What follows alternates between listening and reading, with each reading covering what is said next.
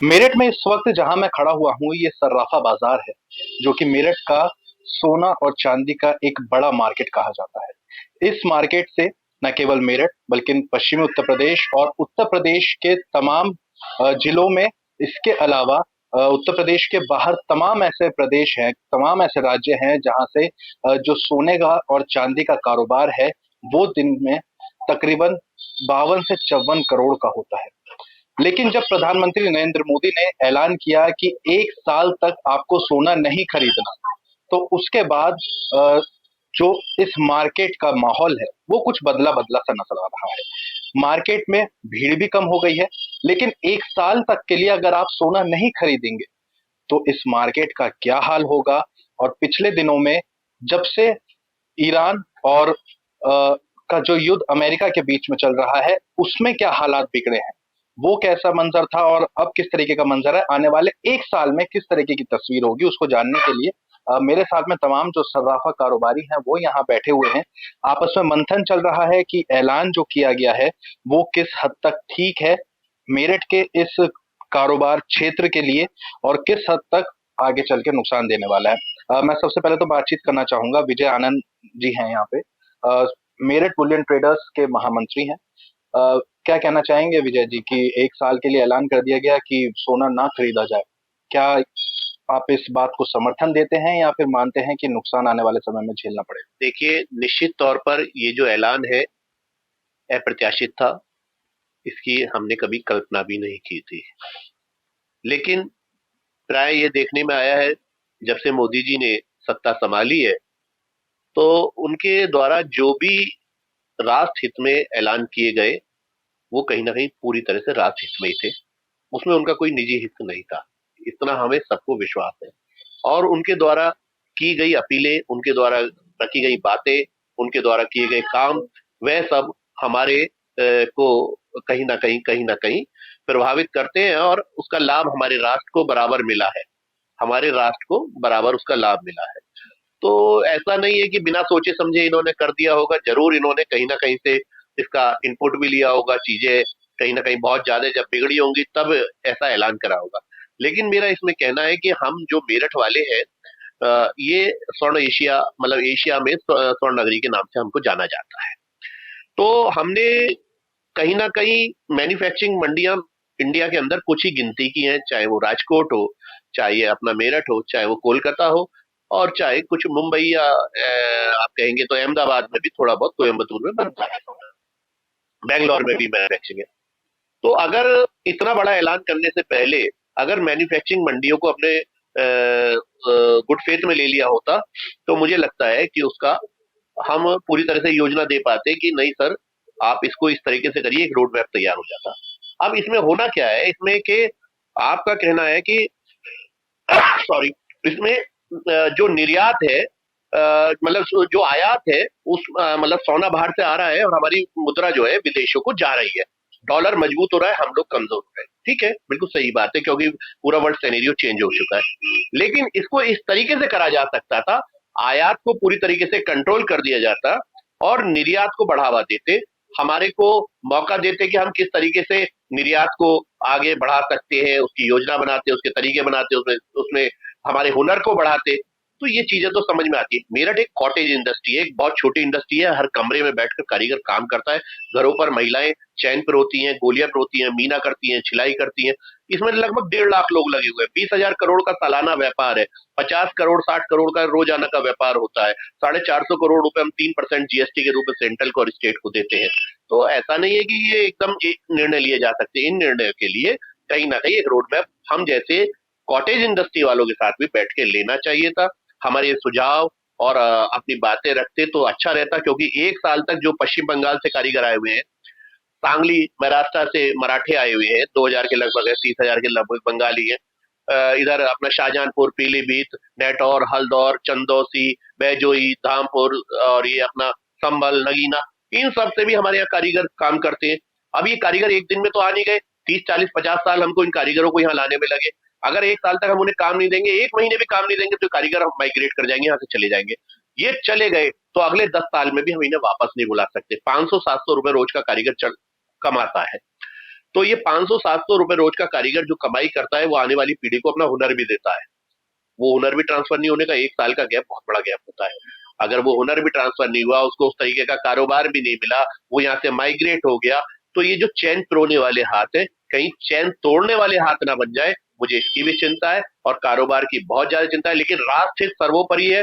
जब हमसे कहा गया राष्ट्र के नायकों ने कि अपने विदेशी कपड़ों को जला दो, तो हमने नंगे बदन हो गए, हमने खादी पहन लिया।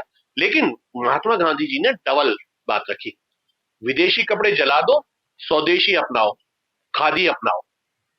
तो आज हमारा अभी ये वन वे है कि नहीं भाई, आप शुभ कार्यों में जेवर नहीं खरीदेंगे। बड़ी बात है, आपने कही है तो जरूर अच्छा सोच के कही है, लेकिन इसका दूसरा रास्ता जरूर सोचना चाहिए था। उनकी शिक्षा कैसे होगी, उनका उनका जो पढ़ाई लिखाई कैसे होगी, उनका स्वास्थ्य कैसे होगा, जो बच्चे पढ़ रहे हैं उनकी फीस कहां से जमा होगी, उनके किराए कहां से जाएंगे, वो खाना कहां से खाएंगे। 500-700 रुपए रोज कमाने वाले को रोज चाहिए, हम जैसे लोगों को भी अपनी रोजी रोटी चाहिए। अब मैंने अगर किसी बड़े अच्छे स्कूल में बच्चे को पढ़ा रखा है, अब मेरी कमाई अगर साल भर तक नहीं होगी, तो मैं तो निकाल के किसी छोटे स्कूल में सरकारी में लाऊंगा।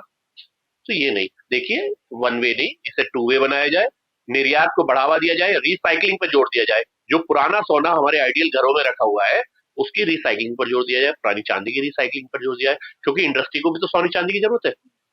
इंपोर्ट बंद कर दो, 100% बंद कर दो, लेकिन इंपोर्ट बंद करते समय भी स्मगलिंग का ध्यान रखें। इंपोर्ट आप बंद कर देंगे, लेकिन स्मगलर उससे ज्यादा सक्रिय हो जाएंगे, पैरेलल व्यवस्था खड़ी हो जाएगी, उसको भी ध्यान में रखिएगा। मेरा तो इतना ही कहना है, इंपोर्ट बंद करो, निर्यात को बढ़ावा दो, घरेलू उद्योग को बचाने के लिए, कॉटन इंडस्ट्री को, जो कॉटेज इंडस्ट्री है, इसको बचाने के लिए रिसाइकलिंग पर जोर दिया जाए। पुराने सोने को एक स्कीम इस तरीके की लाई जाए, योजना इस तरह की लाई जाए, पुराना सोना हमारे पास आए, घरों से निकल कर आए, और वो सोना ज्वेलर्स को इशू हो प्रॉफिट के साथ जोड़ के, और हम उससे फिर कारोबार करें और आपको राजस्व दें, और जो बेरोजगार होने से हम लोगों को बचा सके। यही मेरा निवेदन है। यही आपका निवेदन है। तकरीबन 400 साढ़े 400 करोड़ की जो जीएसटी है वो सरकार को सालाना यहाँ से जाती है।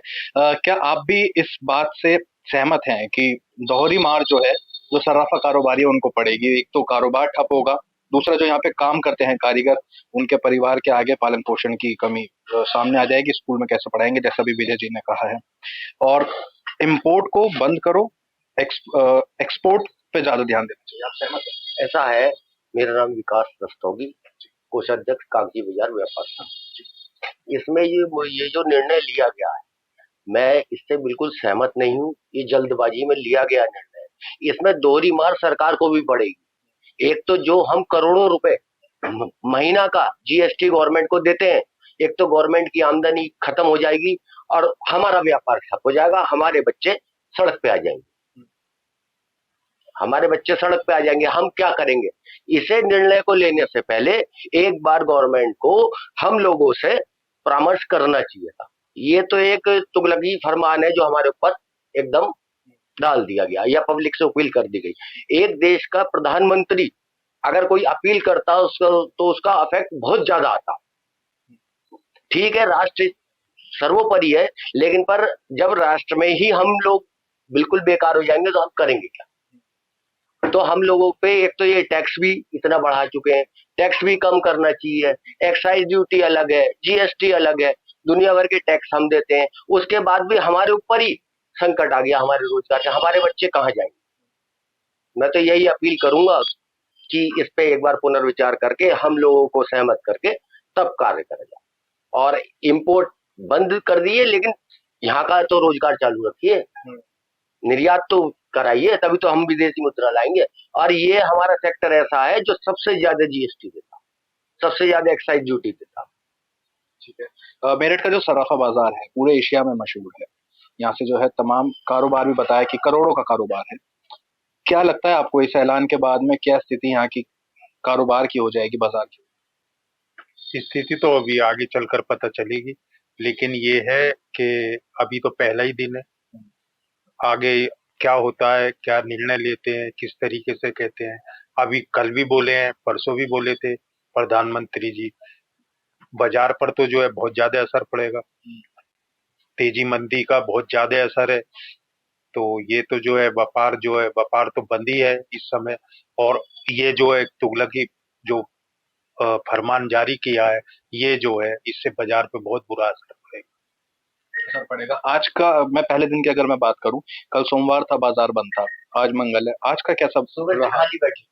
खाली रोजाना खाली मतलब बैठे। बाजार बिल्कुल खाली बैठे हैं, कोई ऐसा काम धाम है नहीं, समझे ना। कोई खरीदने कोई आता है तो वो तो एक आध कोई आदमी आ जाता है, कोई ऐसी पहले से ही बाजार में मंदी है, अब और ज्यादा मंदी हो गई, बाजार में ग्राहक बिल्कुल नदारद है।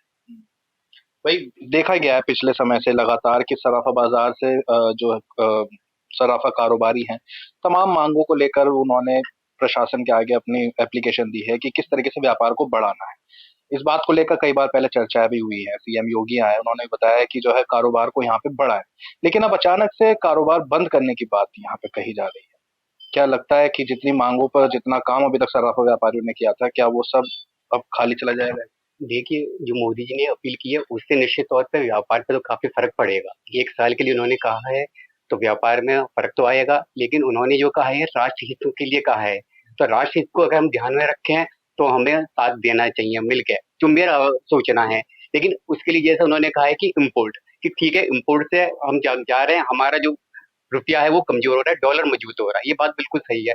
तो उसके लिए दूसरा सुझाव है मेरे पास एक, कि हमारे पास मंदिरों में बहुत सोना है, मंदिरों में काफी सोना है, अगर सरकार चाहे वो मंदिरों का सोना हम यूज कर सकते हैं तो बाजार में आएगा, तो इससे गवर्नमेंट को भी फायदा होगा और व्यापार भी चलता रहेगा, ना व्यापार पे फर्क पड़ेगा ना कुछ। तो मेरा एक सुझाव है सरकार के लिए कि जो हमारे पास मंदिरों पर इतना सोना रखा है वो बेकार है, उससे कुछ नहीं हो रहा, लेकिन वो बाजार में आएगा तो उससे प्रॉफिट होगा, गवर्नमेंट को भी मिलेगा और कुछ बढ़ के ही आएगा वो। तो मेरा अपना सुझाव ये है। बाकी मंदिरों के सोने की आपने बात कही है, वो तो एक तरीके से दान पुण्य हो गया। क्या आपको लगता है कि इससे भावनाओं पर, धार्मिक भावनाओं पर ठेस पहुंची?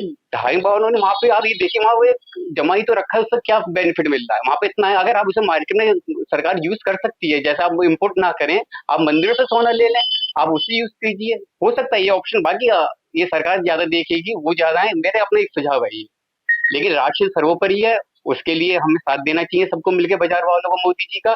निश्चित तौर पे देखिए व्यापार में सब पे फर्क पड़ेगा, हमारे स्टाफ है उनकी सैलरी भी देनी है, हमें सब करना है, सब मैनेज करना पड़ेगा।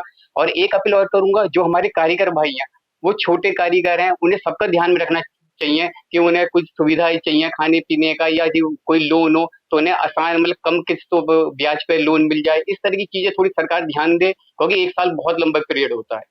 तो ये थोड़ा कहूंगा सरकार इन चीजों पे ध्यान दे। इन चीजों पर ध्यान दें।